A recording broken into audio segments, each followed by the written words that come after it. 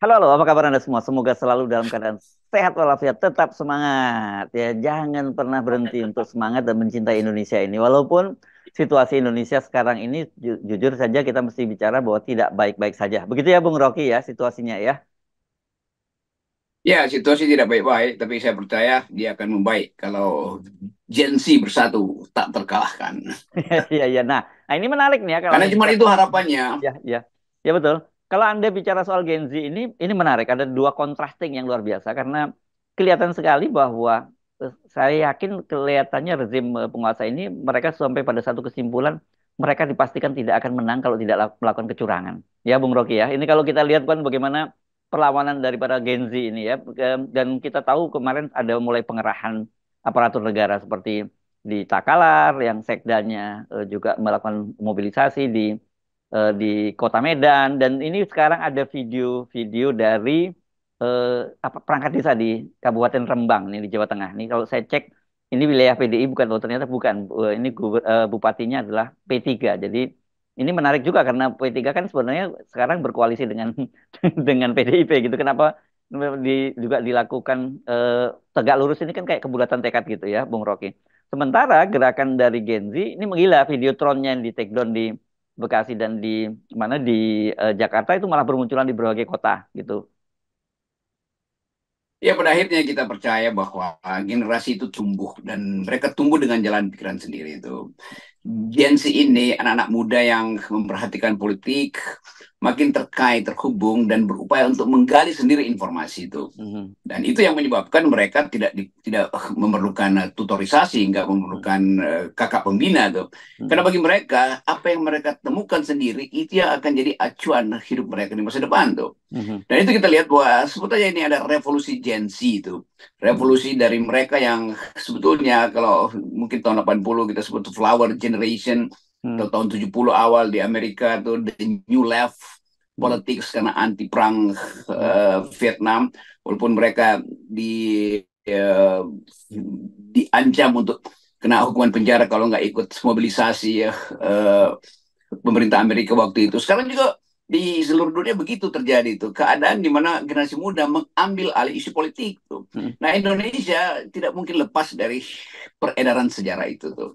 Dan kita mengerti bahwa eh, pemuda itu atau ide tentang kemudaan yang di dalamnya berisi perubahan itu setiap 30 tahun tiba tuh, dipanggil atau tidak dipanggil oleh sejarah dia akan tiba tuh. Nah, kita Mhm. hitung sebetulnya ini udah hampir 30 tahun nggak ada semacam revolusi pemuda itu. Ortega Gasset dari Spanyol dulu bikin teori bahwa generasi setiap 30 tahun mengalami perubahan, dipaksa Mhm. atau tidak dipaksa dia akan datang. Nah, Mhm. kita akhirnya lihat bagaimana teori Gasset tentang 30 tahun generasi timbul kembali, juga pemikir-pemikir Ibnu Khaldun juga bicara begitu di dalam Al-Muqaddimah tentang bagaimana kemudaan itu selalu dihasilkan ulang. Jadi percaya atau tidak percaya, kita tahu bahwa akan tiba sebuah generasi yang akan mempersoalkan hak penipuan dari generasi lama tuh. Jadi Mhm. udah terimalah bahwa pemerintahan yang sekarang itu adalah pemerintahan yang dibenci dan akan dihalau oleh generasi baru. Jadi kira Iya, ya. begitu Ya. Dan poinnya. ini menarik ya identifikasi ini kita perlu buat identifikasi karena pada Pilpres 2019 itu kan kita melihat fenomena emak-emak gitu ya, Bung Rocky ya. Kan waktu itu luar biasa peran Ya, emak-emak ya itu benar. ya. Dan kita kan itu mengingatkan kita gerakan-gerakan serupa di Argentina, Plaza de Mayo dan sebagainya itu ya, emak-emak yang Yes. anak-anaknya dihilangkan. Nah, sekarang muncul generasi Z yang sebenarnya ini benar seperti Anda katakan ini itu tidak by design. Tiba-tiba sejarah memanggil mereka dan terjadi situasi semacam ini gitu. Itu yang bikin kaget nih partai-partai tua ini atau Hmm. terutama istana yang makin lama makin lapuk Ya. itu masih Hmm. berupaya untuk nempel-nempel Hmm. dinding politiknya kan dengan segala Ya. macam cara. Hmm. Dan nggak ada gunanya memperpanjang isu tentang apa namanya nih keberlanjutan kalau dia udah dibatalkan oleh pikiran generasi baru. Kan Hmm. yang mestinya teori berlanjut itu artinya generasi baru ini, Gen Z ini mau melanjutkan yang Hmm. disebut Ya. continuity Ya. oleh Jokowi. Bagi mereka dia nggak mau, gimana caranya? Jadi Hmm. yang berlanjut itu generasi tua, kan nggak mungkin kan? Hmm. Ini generasi tua ini dalam 3-5 tahun ke depan itu udah ada di apa namanya di bawah rumput hijau di tanah kusir di Hmm. mana-mana tuh. Jadi kita mau lihat bagaimana ide itu hidup. Ide itu tidak mungkin ditimbun oleh oleh manipulasi atau ide generasi baru untuk melihat masa depan tidak mungkin terhalang lagi oleh pengerahan massa, oleh kebulatan tekad tuh. Jadi Mhm. percuma Pak Jokowi itu memaksakan kehendak itu. Orang udah tiba pada kesimpulan bahwa Jokowi harus selesai, bahkan harus dihalau supaya jalan ke arah Indonesia Emas itu bukan yang dimaksudkan oleh Jokowi, tapi yang dipilih sendiri oleh Gen Z ini melalui fasilitas teknologi, fasilitas kreativitas kelompok-kelompok ini, dan itu yang menghidupkan politik di seluruh dunia. Kan gejala ini udah kita pelajari sejak 1 dekade ini, bagaimana anak-anak muda itu, terutama misalnya di Prancis itu, berupaya untuk memaksimalkan politik dukungan pada Presiden Prancis siapa kemarin yang Macron, Macron. Macron dan Hmm. juga Kanada begitu, Justin terpilih. Jadi semua hal yang kita percaya sebagai riset akademis akhirnya tiba di Indonesia juga tuh. Nah Hmm. Jokowi dan gengnya ini nggak ngerti. Masa yang ngomong-ngomong tentang politik keberlanjutan masih Muldoko, Hmm. masih Hmm. siapa Wiranto atau siapa itu. Kan nggak ada gunanya bagi mereka kan. Anak-anak muda ini menganggap ini ngapain ya keberlanjutan, orang yang udah lanjut masih mau lanjut juga kan. Nggak ada Ya, ya. akalnya kan. Ya, ya. Ini yang kita selalu sebut sebagai istilah perubahan sosiologis atau sunatullah gitu ya dalam bahasa agamanya ya, Bung Rocky ya. Ya betul. Jadi ada semacam rumus dasar yang disediakan oleh alam semesta supaya generasi itu tumbuh. Jadi Hmm. nggak mungkin menahan generasi. Itu sama seperti menahan musim semi. Nggak mungkin. Mhm. Ya musim semi bisa ditahan dengan menghancurkan taman. Tetapi kembang itu tetap akan tumbuh dimanapun tuh kan. Mhm. Dasarnya adalah hidup ini berubah dan evolusi manusia itu setara dengan evolusi sejarah. Apa yang kita yakini sebagai perubahan itu bukan karena didesain, tapi memang kemestian alam. Nah, itu kita Mhm. sebut sebagai hukum-hukum alam atau dalam bahasa agama itu sunatullah tuh. Jadi Mhm. dasar-dasar itu sama sekali tidak dimengerti ketika Jokowi rapat keluarga untuk memastikan bahwa Gibran 2024 wakil presiden, 2009 dia presiden. Nanti Ya, wakil presidennya ada Kaisang. Setelah Kaisang, RT segala macam. Jadi Jokowi berpikir bahwa generasi itu adalah generasi dia ya, dalam ya. 30 tahun ke depan. Nah, sekarang diperlihatkan atau dibantah langsung oleh alam semesta bahwa tidak begitu. Hmm. Ada generasi yang tumbuh dengan idenya sendiri. Selamat datang Gen Z, walaupun mereka sekarang masih berkeliaran di gerobak-gerobak truck Apa? food apa Ya, food ya. truck apa. Takut ya. Food truck, ya, ya. Nah, ini juga juga menarik dan ini tuh rupanya diidentifikasi oleh teman-teman BEM ya, karena kemarin berkumpul juga teman-teman BEM itu BEM UI, BEM UGM, BEM ITB dan juga BEM Paramadina membuat mereka menyebutnya sebagai forum anomali begitu ya. Dan mereka itu tuh tidak mendefinisikannya sebagai sebagai anak muda, tapi kaum muda. Karena menurut mereka banyak sekali anak-anak muda juga yang nggak berpikirnya seperti kaum muda ini. Saya kira Gibran meskipun dia usia yang muda tidak diakui sebagai sebagai kaum muda. Dia hanya anak muda secara tanggal lahir gitu ya. Secara ini dia anak muda, tapi dia bukan kaum muda. Nah ini istilah juga istilah bagus, anomali, hal yang Hmm. udah lama Hmm. kita nggak dengar. Ya. Bahwa ada pembalikan, ada sesuatu yang tidak mengikuti hukum itu. Kita Hmm. nggak tahu yang dimaksud anomali mereka karena anomali itu kan semacam sikap oposisi itu. Hmm. Tapi sekaligus kita mengerti bagaimana mereka menemukan istilah itu kan, anomali itu. Dan kita senang bahwa mereka ternyata menguasai khazanah ilmu pengetahuan tuh. Hmm. Pembalikan kalau apa namanya semua hal yang dipanaskan dia akan Hmm. apa namanya mencair, tapi ada metal yang kalau dipanaskan justru membeku tuh. Demikian Hmm. juga sebaliknya tuh. Jadi pembalikan ide ini itu yang memungkinkan dialektika tumbuh terus. Jadi kita diasuh sebetulnya diam-diam oleh semangat anak-anak muda ini, BEM, anak-anak Gen Z yang berupaya untuk memberi harapan kembali, dan itu yang memungkinkan orang seperti Gibran itu tersita juga dia, karena dia ingin mewakili mereka ini, tapi mereka bilang enggak, kami anomali dari Anda loh, walaupun usia kita setara, tapi pikiran Anda itu pikiran kusut, pikiran yang kumal, kira-kira begitu. Kami pikiran fresh tuh. Jadi pikiran-pikiran Gibran itu dianggap kumal, itu kira-kira begitu, apa obsolete itu, udah laku itu kan. Kenapa? Karena ingin melanjutkan kan, sialnya begitu kan. Jadi semua hal yang bersifat melanjutkan itu pasti tidak tidak memungkinkan ada pertumbuhan baru kan. Itu yang saya kira mestinya juga semacam Pak Kapolri masih pakai istilah apa pelanjutan, Estafet, apa disebut estafeta. estafet. Ngapain Ya. estafet? Ada Hmm. break di mana-mana itu. Jadi sebetulnya radical break itu dimungkinkan karena Gen Z ini akhirnya menemukan jalan mereka sendiri. Kami akan menulis sejarah kami sendiri di luar apa yang ingin diinginkan oleh Jokowi misalnya. Jokowi bilang generasi emas 2045. Iya, tapi bagi mereka generasi emas itu yang mereka maksudkan sendiri, bukan yang Hmm. dibayangkan oleh Jokowi yang Ya, akan ya. berumah di IKN. Ya, ya. Dan mari kita buat semacam identifikasi ya, Bung Rocky, untuk membedakan antara generasi-generasi lama ini, generasi kolonial dengan generasi digital ini ya.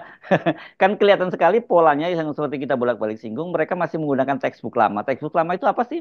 Mobilisasi, ya, kemudian kebulatan tekad, kemudian politik transaksional. Kan ini mereka-mereka ini dengan mudah kita kita pastikan bahwa ada transaksional, apakah itu berupa uang atau berupa iming-iming jabatan, diangkat jadi PNS dan sebagainya. Sementara generasi Z ini sekarang mereka justru partisipatif. Mereka ini tuh rela tuh patungan seperti yang disebut tadi Videotron kemarin, dia juga patungan. Sekarang yang food truck yang kirim ke acara Desak Anies itu juga mereka patungan. Ini ini benar-benar sebuah contrasting yang luar biasa, dan saya kira ini kita punya harapan deh, kita lihat ini masa depan Indonesia ini akan menjadi jauh lebih baik bersama dengan generasi Z ini dibandingkan generasi kolonial yang sudah obsolete itu. Ya, betul. Hmm. Bayangin misalnya ASN berharap dapat tambahan gaji dari Hmm. Jokowi itu kan. Itu apa intinya kan? Hmm. Kan gaji itu datang dari prestasi bukan karena mendukung seseorang tuh. Dengan Hmm. sendirinya pemerintahan baru akan memberi tambahan gaji kalau ekonomi bertumbuh. Kalau Hmm. sekedar Jokowi bilang kami akan naikkan gaji kalian ASN, ya udah sekarang aja defisitnya Hmm. 450 500 triliun setiap bulan mesti bayar bunga segala macam. Apa yang diharapkan Hmm. di situ? Hmm. Hanya satu perubahan cara berpikir dan cara menata ekonomi yang memungkinkan ASN ini juga bisa ikut menjadi gembira. Jadi tipuan-tipuan Jokowi, ASN akan kami naikkan gaji. Iya, tapi APBN akan dipakai untuk bikin IKN. Hmm. Itu Hmm. artinya tipuan semua kan. Nah, bagi anak-anak muda ini mereka nggak peduli. Mereka percaya bahwa dengan kemampuan berpikir dia, dengan kreativitas mereka, dengan daya estetik mereka, mereka bisa hidupkan bangsa ini kan. Jadi terlihat nanti bahwa anak-anak ASN ini akan berkelahi dengan orang tuanya tuh. Karena Hmm. mungkin anak-anak ASN ini yang Gen Z ini akan bilang, Papa, Ayah, Ibu, ngapain tuh percaya? Tuh kita nih buktinya nih kita bisa patungan untuk menghidupkan politik dengan cara yang gembira kan. Jadi saya kira itu akan gagal semua yang dibayangkan Jokowi dengan membujuk cara-cara lama itu tuh mobilisasi kebulatan tekad, baliho segede-gede, bangunan, ngapain di situ kan. Jadi ide akan menemukan kakinya sendiri. Saya kira itu Ya, rumusnya. Ide akan berlari karena dia akan menemukan kaki-kaki politiknya sendiri. Dan itu ya. ide dari Gen Z, nggak mungkin dikejar oleh mereka yang udah uzur dan kaki-kakinya udah rapuh karena dua kakinya itu diikat oleh tabung-tabung uang yang isinya hasil korupsi. Ya, tapi saya kira kita pernah bahas dan saya juga pernah menyampaikan kekhawatiran saya kepada Anda ya, soal kan bagaimanapun rezim-rezim totaliter itu pasti dia menggunakan satu wujukan, yang kedua juga kekuatan bersenjata gitu jika terjadi ya, gitu kan, itu yang terjadi. Makanya kalau kita sering Ya. menyebut mungkin mungkin muncul musim semi di Indonesia ini musim semi demokrasi, tapi belajar dari sejarah itu kan terjadi rezim totaliter, misalnya dulu ketika negara-negara Eropa Timur itu mengalami musim semi demokrasi. Kemudian kan rezim Soviet, ya, Uni Soviet pada waktu itu kan kemudian melindasnya dengan tank. Apakah juga di Indonesia hal-hal semacam itu tidak mungkin terjadi? Artinya kalau pola bujukan, pola kebulatan tekad dan sebagainya itu dibatalkan oleh Gen Z ini dengan gerakan yang partisipatoris ini ya, dia mereka karena mereka kan berpatungan dengan mengeluarkan duit, itu juga bisa dilindas oleh kekuasaan ini. Tanda-tandanya udah mulai loh, Bung Rocky. Pembungkaman mulai dilakukan. Ini beberapa akun kritis sudah mulai juga di take down, dibajak dan sebagainya, termasuk punya Bung Akbar Faisal. Ya kita lihat bahwa iya dulu ada lapangan merah Ya, ya, Tiananmen, ya. lalu Stalin menggusur revolusi anak-anak muda atau Hmm. kelas menengah. Hmm. Tetapi kita membayangkan bahwa dunia ini dipantau oleh seluruh mata kamera Hmm. Hmm. jurnalis internasional Hmm. kan. Hmm. Kan tidak mungkin negara-negara yang mengidolakan kebebasan itu membiarkan Indonesia terjebak lagi dalam Hmm. otoritarianisme. Apalagi Jokowi bukan orang yang mampu untuk mengedarkan semacam gairah untuk mempertahankan kekuasaan kan.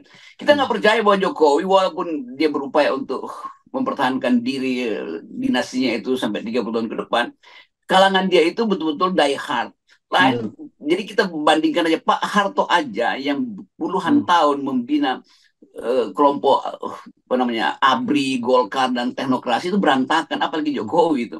Jadi Mhm. adalah ilusi itu Jokowi mengatakan bahwa dia mampu untuk menyelundupkan kepentingannya ke semua aparat tuh. Saya kira nggak mampu dia. Masa tentara yang udah bertekad untuk reformasi dan percaya pada nilai sipil masih mau dimobilisasi oleh Mhm. Jokowi.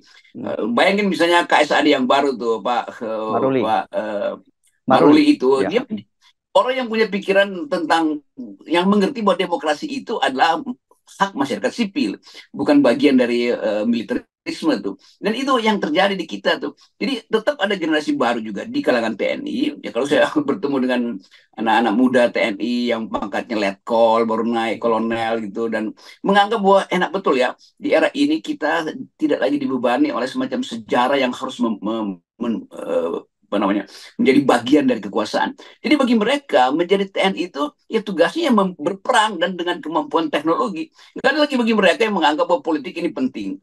Nah, saya punya banyak pengalaman dengan generasi baru TNI yang berpandangan bahwa Indonesia mesti hidup di dalam kebebasan sipil dan Mhm. harus memerdekakan diri dari feodalisme, dari sistem-sistem totaliter. Tuh. Nah, itu yang penting mesti diingat. Jadi pasti gagal Jokowi. Ya. Dan terutama kalau kita lihat kabinet yang sekarang mulai kasakusuk untuk Mhm. cari skoci untuk keluar dari kabinet kan. Mhm. Jadi ide Jokowi itu pasti akan dibatalkan oleh ketidakpahaman dia sendiri tentang sejarah Indonesia. Itu masalahnya. Jokowi orang Ya. yang nggak paham tentang sejarah Republik ini.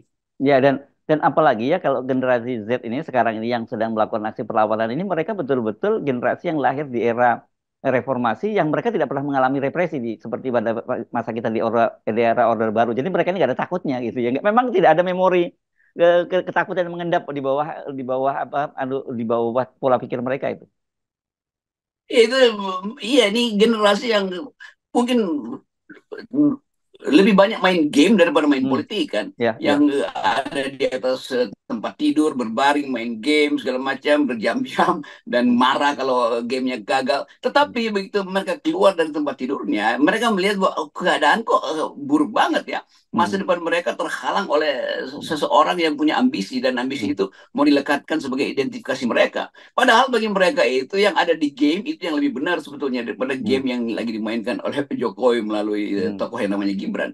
Jadi hmm, kalau kita bikin bayangan, mereka tadinya pasif, tapi hmm, dia pasif yang punya determinasi itu. hmm, Begitu digoda sedikit, dia langsung jadi aktif karena determinasinya itu kan. hmm, Jadi hmm, begitu yang terjadi ketika gejala Videotron Anies itu hmm, di berantas oleh hmm, Jokowi, itu hmm. satu Indonesia dan satu dunia itu merasa gila benar, itu mainan kita tuh yang begitu, Iya, iya, ngapain iya. dihalangi kan? Jadi kira-kira begitu. Jadi Iya, mereka iya. menganggap game mereka itu dihalangi oleh orang yang buta huruf terhadap teknologi, kira-kira begitu Iya, iya, gampangnya iya, tuh. iya. Yang Ya buta itu. huruf itu Jokowi. Ya, ya, dan saya makanya sempat bingung ketika kemudian muncul ya kalau Videotron diturunkan apakah perlu kita turunkan Megatron? Saya sempat bingung-bingung apa sih rupanya Megatron itu rupanya animasi itu ya. Iya, jadi alam pikiran mereka itu terikat dengan ya tadi animasi, imajinasi, Hmm, proyeksi tentang hmm, untung rugi. Tetapi sekali lagi mereka mungkin bingung ini apa salah kita ya? Kok tiba-tiba hmm, dilarang hmm, pemerintah? Ini pemerintah gila apa nih? Jadi itu sebetulnya nggak dipahami. Sekali lagi ini orang-orang yang ada di sana itu buta huruf terhadap mental dan yang kita sebut sebagai dinamisme anak-anak muda ini. Jadi mereka mengerti teknologi tapi nggak paham bahwa di dalam teknologi itu ada dimensi-dimensi etik gitu. Jadi jangan larang orang untuk memakai teknologi. Jadi saya kira tuh mereka mungkin anak-anak muda ini bukan marah karena dianggap tidak pro Gibran. Mereka marah karena mainan video mereka itu diacak-acak. Oke, baik kita ucapkan selamat datang buat generasi baru, generasi Z ya. Ya, saya kira itu yang dalam istilah akademis disebut the electronic struggle of the youth gitu. Jadi Hmm, anak-anak muda ini melakukan perlawanan secara elektronik dan selamat tiba di Indonesia yang menjanjikan. yes, oke. Makasih Bung Rocky. Tetap 0% ya. Ya. Yeah.